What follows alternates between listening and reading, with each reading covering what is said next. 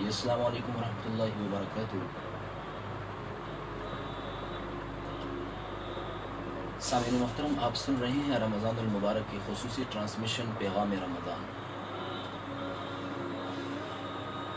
اس میں میں ہوں آپ کا میزبان محمد ابو بکر صدیق۔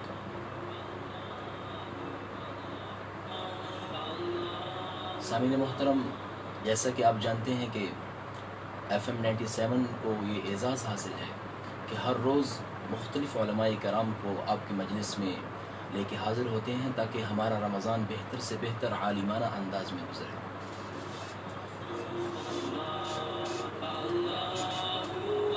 اپنی روایت کو برقرار رکھتے ہوئے آج بھی ہمارے اسٹوڈیو میں موجود ہیں ایک جید عالم، جید مفتی، ایک اور جید دین کے اعتبار سے ایک بہت اتھینٹک شخصیت ہمارے گجرات کی، وہ ہمارے ساتھ اسٹوڈیو میں مفتی محمد زبیر صاحب موجود ہیں۔ ان کے ساتھ ہمارے ساتھ موجود ہیں ایک بہت ہی منجے ہوئے اور دنیا نعت کے خوبصورت آواز کامران علی قادری صاحب ہمارے ساتھ موجود ہوں گے بھی پروگرام میں۔ تو آپ انشاءاللہ پروگرام کو سنیے گا بھی، اس کو شیئر بھی کیجیے گا، لائک بھی کیجیے گا، اور ہمارے ساتھ پروگرام کے آخر تک جڑے رہیے گا، کیونکہ آج ہمارا ٹاپک ہے وہ عورتوں کے جو شرعی مسائل ہیں، عورتوں کے جو دینی حقوق ہیں، اور عورت کو جو دین نے آزادی دی ہے معاشرتی اعتبار سے، معاشی اعتبار سے، اور آزادی رائے کے حوالے سے عورت کو جو مسائل ہیں اور جو شریعت نے اس کو آزادی دی ہے اس کے حوالے سے انشاءاللہ ہم آج بات کریں گے۔ تو میں موو کرتا ہوں اپنے مہمانوں کی جانب، میں ان سے تعارف بھی کر لیتے ہیں اور مزید ان سے پھر ہم اپنے ٹاپک پہ بات بھی کریں گے۔ ہمارے نعت خوان بھی موجود ہیں، انشاءاللہ ہم ان سے نعت بھی سنیں گے۔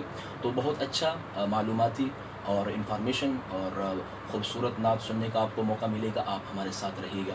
تو سب سے پہلے میں اپنے مفتی صاحب کو ویلکم کہتا ہوں۔ مفتی صاحب السلام علیکم ورحمۃ اللہ۔ وعلیکم السلام۔ کیسے ہیں آپ؟ خیریت سے ہیں؟ ماشاءاللہ الحمدللہ۔ یہ ماشاءاللہ آپ کا دوسری دفعہ شاید ریڈیو پہ آنا ہو رہا ہے، جی تو الحمدللہ آپ کا یقیناً آپ کو پہلی دفعہ ایک اچھا مطلب فیل ہوا ہوگا، اور دینی اعتبار سے آپ میں جو ایک جذبہ ہوتا ہے کہ ہماری بات زیادہ سے زیادہ لوگوں تک پہنچ جائے، تو آپ کو ایک اچھا تجربہ ہوا، تو اسی دفعہ آپ دوسری دفعہ بھی آپ نے وقت نکالا ہے، میں آپ کا بہت شکریہ ادا کروں گا۔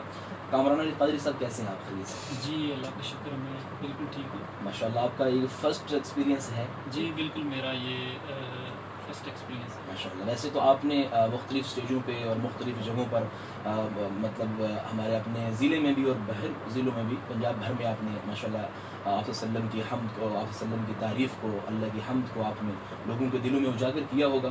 تو سر میں آپ کو بھی خوش آمدید کہتا ہوں اپنے پروگرام میں۔ تو ہم آپ سے ہی لیتے ہیں، اسٹارٹ لیتے ہیں۔ آپ شروع میں دو حمد کے کلام اگر ہمیں سنا دیں، اور جیسے پھر آپ کی جو تقریب ہے، تو پھر انشاءاللہ ہم مفتی صاحب کے ساتھ بھی لائیو رہیں گے۔ انشاءاللہ ہمارا آج کا ٹاپک ہے عورتوں کے مسائل، شریعت عورت کو کیا حقوق دیتی ہے، اور شریعت نے عورت کو یعنی اسلام سے پہلے عورت کے کیا حالات تھے، پھر شریعت نے آ کے عورت کے ساتھ کتنا اچھا رویہ اور اس کو معاشرے کا بہترین فرد کیسے گردانا ہے، اور اس کی اہمیت کیسے اجاگر کی ہے۔ آپ نے ہمارے ساتھ نہ ہیں، ابھی ہم انشاءاللہ نعت رسول مقبول صلی اللہ علیہ وسلم کامران قادری صاحب سے سنتے ہیں، تو انشاءاللہ پھر ہم سوالات کی جانب بھی موو کریں گے، تو آپ نے ہمارے ساتھ رہنا ہے۔ جی کامران قادری صاحب کو ہمارے سننے والوں کو محبت بھری کوئی نعت، کوئی حمد سنائیے گا۔ خاک سورج سے اندھیروں کا ازالہ ہوگا، خاک سورج سے اندھیروں کا ازالہ ہوگا،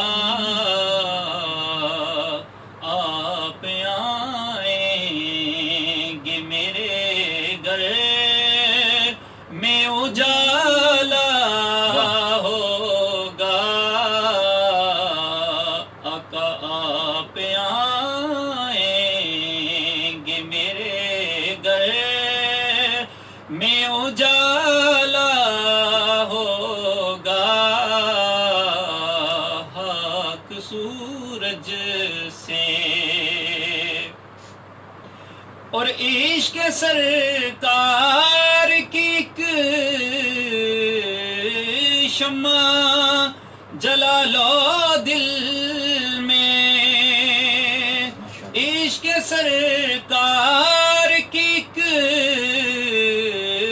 شمع جلا لو دل میں، بعد مرنے کی لحد میں بھی اجالا ہوگا، بعد مرنے کی لحد میں بھی اجالا ہوگا، خاک سورج سے۔ اور حشر میں ہوگا وہ سرکار کے جھنڈے کے تلے، حشر میں ہوگا وہ سرکار کے جھنڈے کے تلے، جس گناہگار کو ہر ایک نے ٹالا ہوگا، جس گناہگار کو ہر ایک نے ٹالا ہوگا، خاک سورج سے۔ اور جا بھی مانگو تو وسیلے سے انہی کے مانگو، جا بھی مانگو تو وسیلے سے انہی کے مانگو، اس وسیلے سے کرم اور دوبالا ہوگا، اس وسیلے سے کرم اور دوبالا ہوگا، خاک سورج سے۔ اور صلائے نعت میں پاؤں گا جس دن خالد، صلائے نعت میں پاؤں گا جس دن خالد، وہ کرم دیکھنا تم دیکھنے والا ہوگا، وہ کرم دیکھنا تم دیکھنے والا ہوگا، خاک سورج سے۔ جی ماشاءاللہ ماشاءاللہ کامران قادری بھائی، بہت بہت خوبصورت آواز، خوبصورت انداز اور پیغام والی بڑی بات ہے کہ آپ نے جو جس نعت کا انتخاب کیا ہے اس میں ایک پیغام ہے کہ اللہ کے نبی کی تعلیمات کے بغیر ہماری زندگیوں میں، ہمارے معاشرے میں، ہماری پوری سوسائٹی میں اجالا نہیں ہو سکتا۔ ہمیں یوں لگے گا کہ ہم بہتری کی طرف جا رہے ہیں، لیکن حضور کی زندگی، آپ صلی اللہ علیہ وسلم کی سنتیں، آپ صلی اللہ علیہ وسلم کی تعلیمات، اسوہ حسنہ جب ہماری زندگی میں نہیں ہے تو وہ یوں لگے گا کہ اجالا ہو رہا ہے، لیکن حقیقت میں اجالا نہیں ہوگا۔ بہت شکریہ۔ ہم اپنے مفتی صاحب کی طرف جو ہے نا ان کو جوائن بھی کرتے ہیں اور ان کو ادھر موو کرتے ہیں۔ کچھ ہمارے آپ کو جیسے پہلے عرض کیا کہ ہمارا ٹاپک آج جو عورتوں کے مسائل اور عورتوں کے حوالے سے بات رہے گی۔ آپ اپنے میسیجز بھی کر سکتے ہیں اور فیس بک پہ آپ ہمیں کمنٹس بھی کر سکتے ہیں، کوئی سوال ہو آپ اس میں پوچھ سکتے ہیں۔ تو سب سے پہلے تو ہمارے سننے والوں کو یہ بتائیے گا کہ عورت جو ہے بحیثیت انسان اس کا کیا معاشرے میں مرتبہ ہے، اور اسلام نے اس کو کس نظر سے دیکھا ہے؟ عورت کے کیا یعنی پہلی جہالت میں یعنی اسلام آنے سے قبل عورت کے ساتھ کیا جو ہے بھیانک اور جو ہے نا وہ یعنی ناقابل گفتگو جو ان کے ساتھ ایک رویہ کیا جاتا تھا، تو اسلام نے آ کر بحیثیت انسان اس کو کتنا پروموٹ کیا؟ نحمده ونصلي ونسلم على رسوله الكريم، أما بعد فأعوذ بالله من الشيطان الرجيم، بسم الله الرحمن الرحيم، يا أيها الناس اتقوا ربكم الذي خلقكم من نفس واحدة وخلق منها زوجها وبث منهما رجالا كثيرا ونساء، صدق الله العلي العظيم۔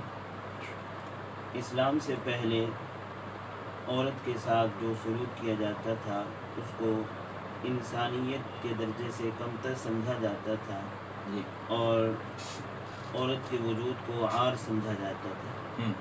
اگر کسی کے ہاں کوئی بیٹی پیدا ہو جاتی تو اس کو اپنے لیے عار سمجھتا اور کوشش کرتا کہ اس کو ختم کر دیا جائے۔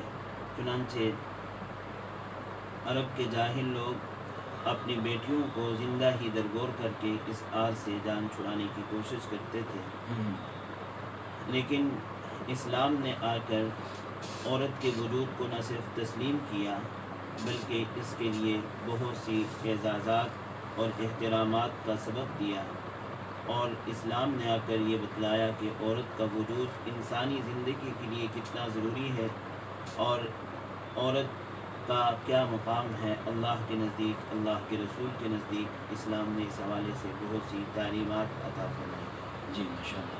تو حضور ایک چیز یہاں پہ ہم دیکھتے ہیں، تو کیا دوسرے مذاہب میں یعنی دوسرے مذاہب میں کوئی فرق تھا جو اسلام نے آ کر اس کو ختم کیا؟ یعنی یہودی میں، نصارہ میں کوئی فرق تھا، کوئی خاص ان کے لیے عورتوں کے ہاں کوئی خاص ان کے لیے رویہ جو اسلام نے آ کر اس پہ منع کیا؟ جی، باقی مذاہب میں جی عورتوں کے ساتھ انتہائی گھٹیا سلوک سے پیش آیا جاتا تھا اور عورتوں کو معیوب سمجھا جاتا تھا، جی ان کے وجود ہی کو معیوب سمجھا جاتا تھا، اور خصوصاً جب کوئی عورت ماہواری کے ایام میں ہوتی تو اس کے ساتھ بدسلوکی کا ایسا رویہ اختیار کیا جاتا تھا جو آج کل لوگ کسی جانور سے بھی روا نہیں رکھتے جی ایسا سلوک عورتوں کے ساتھ کیا جاتا تھا۔ اسلام نے آ کر جناب نبی کریم صلی اللہ علیہ وسلم نے امت مسلمہ کو یہ تعلیم دی کہ یہ ایام کا آنا اور اسی طرح عورت کے خامند کا فوت ہو جانا یہ من جانب اللہ ہے، یہ عورت کی اپنی ذات کی طرف سے نہیں ہے، لہذا اس وجہ سے عورت کے ساتھ بدسلوکی نہ کی جائے بلکہ اس کا جو مقام شریعت نے دیا ہے وہی مقام برقرار رکھا جائے اور اس کے ساتھ صنف نازک ہونے کے اعتبار سے اور زیادہ اچھائی کا سلوک کیا جائے۔ اور آپ صلی اللہ علیہ وسلم نے بحیثیت بیوی ہونے کے عورت کے بارے میں ارشاد فرمایا، خیرکم خیرکم لأہلہ وأنا خیرکم لأہلی، کہ تم میں سے بہتر وہ ہے جو اپنے گھر والوں کے ساتھ اپنے بیویوں کے ساتھ اچھا سلوک کرتا ہے، اور میں تم میں سب سے زیادہ بہتر اپنی بیویوں کے ساتھ سلوک کرتا ہوں۔ تو آپ صلی اللہ علیہ وسلم نے اپنی بیویوں کے ساتھ سلوک کا اعلیٰ پیمانہ کر کے امت کو اس بات کی تعلیم دی ہے کہ امت بھی اپنے گھر والوں کے ساتھ اپنے بچوں اور بیویوں کے ساتھ اچھا سلوک کرے۔ جزاکم اللہ۔ محمد یقیناً ہمارے سننے والوں کو یعنی اس بات کی طرف آپ نے بے حد کوشش کی ہے کہ اس عورت کو اسلام سے پہلے بہت برا ان کے ساتھ، جیسے آپ نے فرمایا کہ مطلب وہ مخصوص ایام میں یا پھر اس کے خاوند کی وفات کی وجہ سے اس کو بہت برے نظر سے دیکھا جاتا تھا۔ تو الحمدللہ اسلام نے عورت کو آ کے نہ صرف مقام دیا بلکہ مقصد میں تو یہ عرض کروں گا کہ اس کو یعنی آگے اس کی حوصلہ افزائی کی ہے اور اس کی عزت کو یوں بڑھایا ہے کہ اگر مطلب وہ ماں ہے تو اس کا الگ مقام بتایا ہے، اگر وہ بیوی ہے تو اس کے ساتھ الگ رویے کا اہتمام بتایا ہے، اور اگر وہ مطلب بیٹی ہے تو اس کو الگ اس کے یعنی اس کی اہمیت اور اس کے فضائل بیان کیے ہیں۔ تو حضور یہ عورتوں کے کچھ ایک تو ہمیں سوال بھی ایک آیا ہے جو کہ ہمارے ٹاپک سے ریلیٹڈ تو اگر سے نہیں ہے، وہ پوچھ رہے ہیں کہ بغیر اس کے یعنی کیپ پہنے ہوئے بھی انسان نماز پڑھ سکتا ہے کہ نہیں، اور دوسرا ایک آواز کا تھوڑا ایشو کہہ رہے ہیں کہ تھوڑا سا، تو ایک تو یعنی بغیر ٹوپی پہنے ہوئے نماز پڑھنا کیسے ہے، یہ ہمارے اگر سے ٹاپک کے ریلیٹڈ نہیں ہے لیکن چونکہ سوال آ گیا ہے اور انشاءاللہ ہم کوشش کریں گے کچھ سوالات بھی لیں گے، تو آپ اپنے سوالات بھی کمنٹس میں کر سکتے ہیں تو حضور اس کا جواب دیں گے انشاءاللہ۔ اگر تو ٹوپی دستیاب نہیں ہے، آدمی سفر میں ہے اور ٹوپی دستیاب نہیں ہے یا بھول گیا ہے اور جب نماز کا وقت آیا ہے تو ٹوپی نہیں ہے، جی تو بامر مجبوری ٹوپی کے بغیر نماز پڑھ لے تو نماز ہو جائے گی، لیکن پھر بھی مکروہ ہوگی۔ یعنی مکروہ نماز ہے. جی ہمیں یعنی کوشش کرنی چاہیے کہ اپنے سر کو ڈھانپ کے نماز پڑھیں, اور آپ صلی اللہ علیہ وسلم نے زندگی میں شاید کبھی بھی بغیر سر ڈھانپے ہوئے نماز نہیں پڑھی. ہاں حج کا موقع ہو وہاں پہ تو آپ کو پتہ ہے اور مسائل ہوتے ہیں. تو بہت شکریہ آپ سب سننے والوں کا. نبیل احمد سن رہے ہیں ہمیں اور پروگرام کی تعریف بھی کر رہے ہیں, بہت شکریہ. حضور عورتوں کے معاشرتی حقوق کیا ہیں, یعنی معاشرہ ان کو کیا کیا حقوق دینے چاہیے ایز اے ان کی مختلف حیثیت ہے, ماں ہے, بیٹی ہے, بہن ہے, اور اسی طرح آپ کی جو ہے مطلب ان کو بیوی ہے, کیا کیا معاشرے میں کیا حقوق ہونے چاہیے؟ معاشرت کا معنی ہے کہ باہم رہن سہن. جی تو باہم رہن سہن میں اسلام نے عورت کو بہت سے حقوق دیے ہیں. جی اور سب سے بڑا حق تو جناب نبی کریم صلی اللہ علیہ وسلم نے عورت کے بارے میں ارشاد فرمایا کہ مجھے 3 چیزیں پسند ہیں: خوشبو اور عورتیں اور میری آنکھوں کی ٹھنڈک نماز میں. سبحان. تو آپ صلی اللہ علیہ وسلم نے معاشرتی زندگی میں عورت کو یہ ایک اعلیٰ مقام عطا فرمایا ہے. اور گویا کہ امت کو اس بات کا سبق دیا جا رہا ہے کہ معاشرتی زندگی صرف مردوں کے ساتھ مکمل نہیں ہوتی. یعنی صرف اکیلا مرد یا کچھ مرد مل کر آپس میں رہنا چاہیں اور ان کی زندگی کے تمام تقاضے مکمل ہو جائیں, ایسا نہیں ہو سکتا, ممکن نہیں. بلکہ اللہ تعالیٰ نے عورتوں کے بارے میں ارشاد فرمایا ہے ہن لباس لکم وانتم لباس لہن, کہ عورتیں تمہارے لیے لباس ہیں اور تم عورتوں کے لیے لباس ہو. یعنی تمہاری زندگی عورتوں کے بغیر غیر مکمل ہے اور عورتوں کی زندگی تمہارے بغیر غیر مکمل ہے. دونوں کا آپس میں اللہ تعالیٰ نے ایسا اتحاد بنا دیا ہے کہ دونوں ایک دوسروں کے لیے ایک دوسرے کے محتاج ہیں. لہذا معاشرتی اعتبار سے عورت کو اللہ تعالیٰ نے ایک اہم مقام عطا فرمایا ہے. اگر وہ ماں ہیں تو بحیثیت ماں ہونے کے یہ ارشاد فرمایا گیا ہے کہ ماں کے قدموں کے نیچے جنت ہے. سبحان. اور اگر وہ بیوی ہے تو بیوی کے بارے میں جناب نبی کریم صلی اللہ علیہ وسلم ارشاد فرما رہے ہیں کہ اپنے گھر والوں کے ساتھ اچھا سلوک کرو. اور بعض روایات میں یہاں تک آپ صلی اللہ علیہ وسلم کے اچھے سلوک کے بارے میں روایات ملتی ہیں کہ آپ صلی اللہ علیہ وسلم ایک مرتبہ سفر میں جا رہے تھے اور حضرت ام المؤمنین حضرت صفیہ رضی اللہ عنہا آپ کے ساتھ تھی. تو ایک موقع پر حضرت صفیہ رضی اللہ عنہا کو اونٹ پر سوار ہونے کا موقع آیا اور کوئی ایسی چیز نہیں تھی جس کے اوپر پاؤں رکھ کر آپ سوار ہو سکتی. تو جناب نبی کریم صلی اللہ علیہ وسلم زمین پر تشریف فرما ہوئے اور آپ نے اپنا گھٹنا مبارک کھڑا کیا اور اس گھٹنے پر حضرت صفیہ رضی اللہ عنہا نے اپنا پاؤں مبارک رکھ کر آپ صلی اللہ علیہ وسلم کے گھٹنے کو گویا کہ زینہ بنا کر وہ اونٹ پر سوار ہوئے.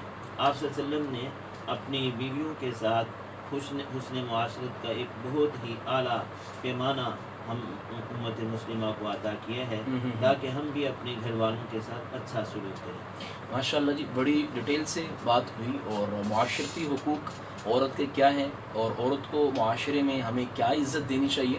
اور یقین ہم تو اگر اس بات کو دیکھیں کہ یعنی معاشرہ مکمل ہی نہیں ہو سکتا عورت کے بعد. جیسے آپ نے فرمایا کہ اللہ فرماتے ہیں ہن لباس لکم وانتم لباس لہن, جیسے لباس کے بغیر چاہے بدن جتنا بھی خوبصورت انسان کا ہو وہ یعنی وہ اچھا نہیں لگتا, اس کی تزین اس کی خوبصورتی لباس کے اندر ہے. اسی طرح مرد چاہے جتنا بھی اپنے اعتبار سے پڑھا لکھا ہو تو اس کا جو گھر مکمل ہوتا ہے اور اس کے جو خاندانی معاملات مکمل ہوتے ہیں وہ ایک عورت کے ذریعے اللہ تعالیٰ نے وجود بھی اس کا اسی ذریعے ہے اور آگے اس کی جو نسل کا ذریعہ بھی اللہ نے عورت کو بنایا ہے.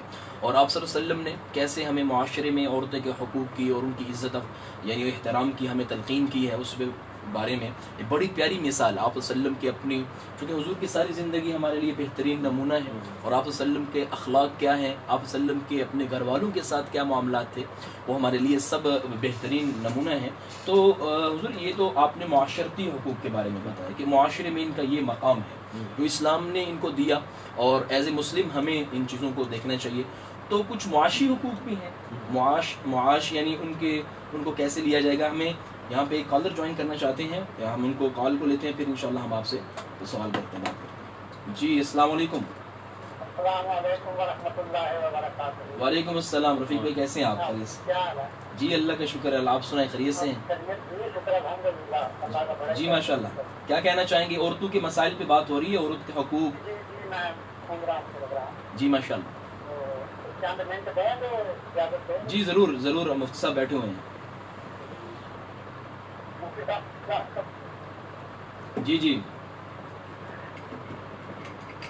صاحب، دنیا میں کوئی ایسی چیز نہیں ہے اللہ تعالیٰ نے پیدا کی جس کی کوالٹی نہ ہو۔ جی جی غیر کوالٹی کی دنیا میں کوئی چیز نہیں۔ بے شک۔ اب بات آ گئی انسانوں میں، ہوں اللہ تعالیٰ نے دو حصوں میں چیز ڈال دی، ایک مرد بنائے ایک عورت بنائے۔ جی انہیں قدرت ہے۔ ہوں اچھا، تو اس کی جو اسلام نے تو عورت کو فیصلہ کیا، اسے مطلب حفاظت دے دی، اس کے حقوق اس کو سارا کچھ دے دیا۔ بے شک۔ اس میں میرا جو مقصد ہے وہ یہ ہے کہ جو مقصد آپ کی محنت ہے، آپ کی خدمت ہے، اسے بھی قائم کرنا چاہیے۔ گڈ۔ جب تک عورت خود اپنی حفاظت نہیں کرے گی، وہاں پر قانون یا اسلام یا جیسی چیز کیا کرے گی؟ بالکل صحیح فرمایا آپ نے۔ اب کوئی جی زبردستی اگر کوئی مسئلہ بنے گا تو اس کے لیے تو قانون موجود ہے۔ بے شک۔ لیکن مذہب جو ہے نا وہ ہمارا دین، یورپ میں تو ان کا بھی اپنے مسائل ہے نا۔ ہمارا دین کہتا ہے کہ گناہ میں بھی گناہ ہے، آپ کسی کو گناہ اور راضی صاحب کا بھی گناہ نہیں کر سکتے، اس کی اجازت بے شک بے اس شک۔ کا سوال نہیں ہے۔ جبر میں ایک کو، اور اگر وہ گناہ میں کرے تو ان کو دونوں کو سزا دی ہے۔ بے شک بے شک، ایسا ہی۔ اصل جو میں ذکر بولنے لگا وہ یہ ہے کہ آپ کی پوری زندگی کی ولایت اس کے لیے ایک مضبوط حصار ہے، ایک مضبوط چادر ہے صحیح۔ جو اس کی حفاظت کرتی ہے ساری زندگی کی۔ ذرا سی چیزیں جو ہو جائے تو آپ کی ساری زندگی کی ولایت، ساری زندگی کی عبادت جاتی رہتی ہے۔ اللہ اکبر۔ اسے کہتے ہیں حیا۔ حیا۔